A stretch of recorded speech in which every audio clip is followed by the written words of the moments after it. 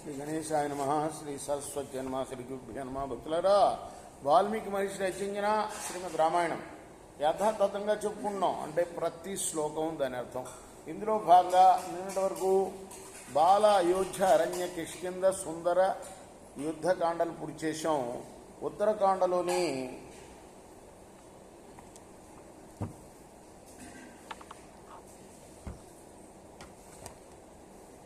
18 అధ్యాయాలు పూర్తి చేసి 19వ అధ్యాయంలోని 16వ శ్లోకం వరకు చెప్పుకున్నాం. ఈ రోజున 17 నుండి కొనసాగిద్దాం. కొనసాగించే ముందు వాల్మీకి మహర్షిని ప్రార్థన చేసుకుందాం.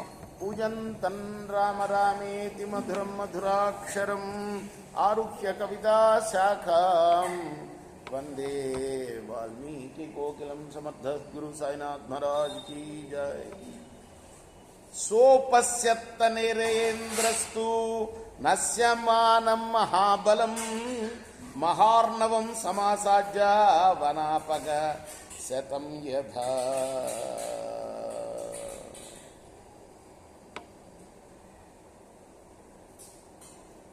ఎక్కడి దాకా వచ్చాం మనం?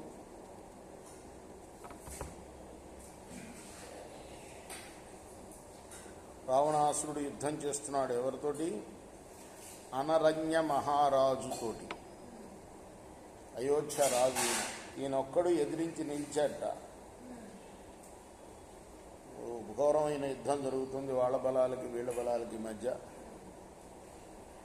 చాలాసేపు యుద్ధం చేశారు సైన్యం. అగ్నిలో మిడతలు పడి కాలిపోయినట్టుగా కాలిపోయాట. అనరణ్యుడి యొక్క సేన అంతా కూడా ఆ రావణాసురుడి యొక్క సేనలో హుతమైపోయారు, ఆహుతి అయిపోయారు. మహాసముద్రాన్ని చేరి అదృశ్యమైపోతున్న వందల కొలది నదుల్లాగా వాళ్ళు అలా ఆహుతి అయిపోయారట. సముద్రంలో చేరిన తర్వాత నది కనపడదు కదా, ఏ నది ఏదో మనకు తెలియదు కదా. అలానే ఈ మహోజ్వలమైన వాడి సైన్యంలో పడి మిడతల్లాగా ఆహుతైపోయారు అని ఊరికే పోలిక చెప్తున్నాడు వాల్మీకి మహర్షి. తతః శక్రధను ప్రఖ్యం ధనుర్విస్వారయన్ స్వయం ఆససాద నరేంద్రస్తం రావణం క్రోధమూర్ఛితః. అప్పుడు ఆ అయోధ్యరాజు కోపావేశంతో ఇంద్రధనస్సు వంటి ధనస్సును చరుస్తూ స్వయంగా రావణుడి మీదకి యుద్ధానికి వెళ్ళాడు. ఎవరెవరికి చెప్తున్నారు ఈ కథంతా? అగస్త్యముని చెప్తున్నాడు. రాముడు ఏ రాజు? అయోధ్యరాజే. ఇది ఎప్పుడో జరిగిన విషయం చెప్తున్నాడు అనమాట. రాముల యొక్క రాక్షసుల యొక్క పూర్వ చరిత్రను చెప్తున్నాడు అగస్త్యుడు. ఎందుకు చెప్తున్నాడు అని అంటే అప్పుడప్పుడు చెప్పుకుంటూ ఉంటేనే నాకు కూడా జ్ఞాపకం ఉంటుంది, అయితే నాకు కూడా జ్ఞాపకం ఉండదు.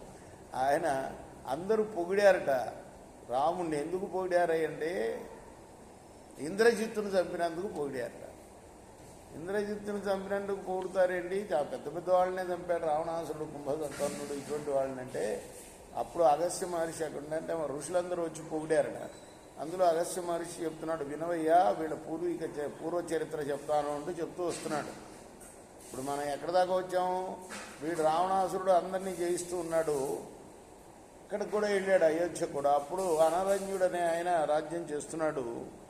ఆయన మరి సేన అంతా కూడాను ఆహుతి అయిపోయినా ఆయన ఒక్కడు రావణాసురుడి మీదకి వెళ్ళాడు.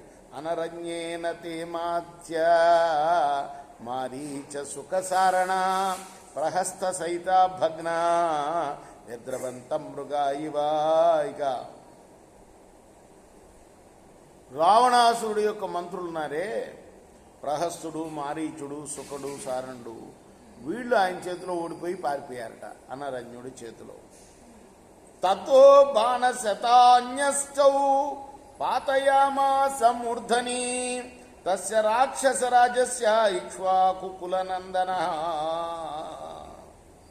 ఆ తర్వాత అనరణ్యుడు 800 బాణాలని రావణాసురుడి మీద వేశాడు. తస్య బాణ పతంతస్తే చక్రిరే నక్షతం క్వచిత్ వారిధారా ఇవాభ్రేభ్య పతంచో గిరిమూర్ధని. రావణుని మీద పడుతున్న ఆ బాణాలు మేఘాల నుండి పర్వతాల మీద పడుతున్న వర్షంలాగా ఉన్నాయి. అంతే. పర్వతం మీద వర్షం పడితే ఏమవుతుంది? పర్వతానికి ఏం అవ్వదుగా. అలా ఈ రావణాసురుడికి కూడా ఏమీ బాధ కలిగించలే ఆ బాణాలు. తతో రాక్షసరాజేన క్రుద్ధేన నృపతిస్తదా తలేనాభిహతో మూత్రీ సరథాన్నిపపాత. అప్పుడు రావణుడు తన అరచేతితోటి కొట్టాడు. ఎవరిని? అనరణ్యుడు. ఆ రాజు కాస్త రథం మీద నుండి కింద పడిపోయాడు. స రాజాపతితో భూమౌ విహ్వల పరివేపిత వజ్రదగ్ధ ఇవారణ్యే సాలో నిపతితో యథా. పిడుగుపాటుకు కాలి పడిపోయిన సాల వృక్షంలాగా ఆ రాజు నేలపై పడ్డాడు. తం ప్రహస్యాబ్రవీ ద్రక్ష ఇక్ష్వాకుం పృథివీపతిం కిమిదానీం ఫలం ప్రాప్తం మాం త్వయా ప్రతియుజ్యత. ఇప్పుడు రావణాసురుడు ఒక పెద్దగా ఒక నవ్వు నవ్వి, నన్ను ఎదిరించి యుద్ధం చేసి నువ్వు ఇప్పుడు ఏ ఫలితం పొందావో చూశావు కదా అని ఎగతాళి చేశాడని. త్రైలోక్యేనాస్తియో ద్వంద్వం మమ దర్జాన్నరాధిప శంకే ప్రసక్తో భోగేషు న శృణోషి బలం మమ. నాతో ద్వంద్వ యుద్ధం చేయగలవాడు ముల్లోకాల్లో ఎవ్వడూ లేడు సుమా. నేను అనుకుంటున్నా నువ్వు బహుశా నా గురించి విని ఉండవు, అందుకోసమే నాతో తలపడ్డావు. తస్యైవం బ్రువతో రాజా మందాసుర్వాక్యమబ్రవీత్ కిం శక్యమిహ కర్తుం వై కాలో హి దురతిక్రమః. ఆ మాటలు విని ప్రాణబలం తగ్గిపోతున్న రాజు అన్నాడు, కాలాన్ని ఎవరు అతిక్రమించలేరు కదా. నఖ్యహం నిర్జితో రక్షస్త్వయా వీర ప్రశంసిన కాలేనైవ విపన్నోహం హేతుభూతస్తు మే భవాన్. రో రాక్షసుడా, వీరుడు అని చెప్పుకుంటున్న నీవు నన్ను జయించలేదు, కాలమే నాకు ఈ ఆపద కలిగించింది. నువ్వు కేవలం నిమిత్తమాత్రుడవి మాత్రమే. కించిదానీ మయా శక్యం కర్తుం ప్రాణ పరీక్షయే నహ్యహం విముఖీ రక్షో యుద్ధమానస్త్వయా హతః. రాక్షసుడా, కాలప్రభావం చేత ప్రాణాపాయం వచ్చినప్పుడు నేనేం చేయగలుగుతాను? నేను యుద్ధం నుండి పారిపోలేదు. యుద్ధం చేస్తుండగానే నన్ను నువ్వు కొట్టి పడేశావు. ఇక్ష్వాకు పరిభావిత్వాద్వచో వక్షామి రాక్షస ఇది దత్తం యది హుతం యది మే సుకృతం తపా ఇది గుప్తా ప్రజా సమ్యక్ తదా సత్యం వచోస్తు మే. రాక్షసురా, నీవు ఇక్ష్వాకు వంశాన్నే అవమానించావు. అంచేత చెప్తున్నాను, నేను గనక దానాలు చేసి ఉన్నట్లయితే, హోమాలు చేసి ఉన్నట్లయితే, తపస్సు చేసి ఉన్నట్లయితే, ప్రజలను బాగా రక్షించి ఉన్నట్లయితే ఉత్పత్స్యతే కులేఖ్యస్మిన్ విక్ష్వాకూనాం మహాత్మనం రామో దాశరథిర్నామా ఎస్తే ప్రాణాన్ హరిష్యతే. ఆ ముందు తరాలు కూడా ఆయనకు తెలుసు అనమాట, అంత గొప్పవాడు ఆయన, అంత తపస్సు చేసిన వాడు. చెప్తున్నాడు, మహాత్ములైన ఇక్ష్వాకు రాజుల వంశంలో పుట్టే దశరథుడి కుమారుడున్నాడే నీ ప్రాణాలు తీస్తాడు. నా వంశంలో పుట్టేవాడే నీ ప్రాణాలు తీస్తాడు.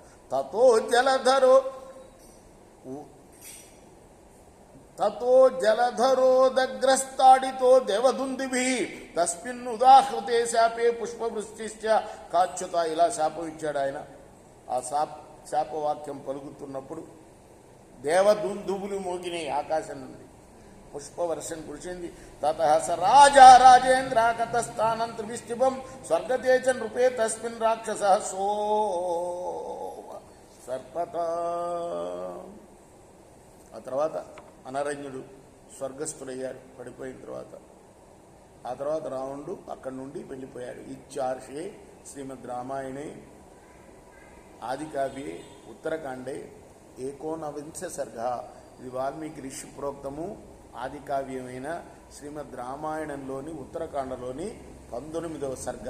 రేపు 20వ సర్గను ప్రారంభం చేద్దాం. కృష్ణార్పణమస్తు. సాయి కృష్ణార్పణమస్తు.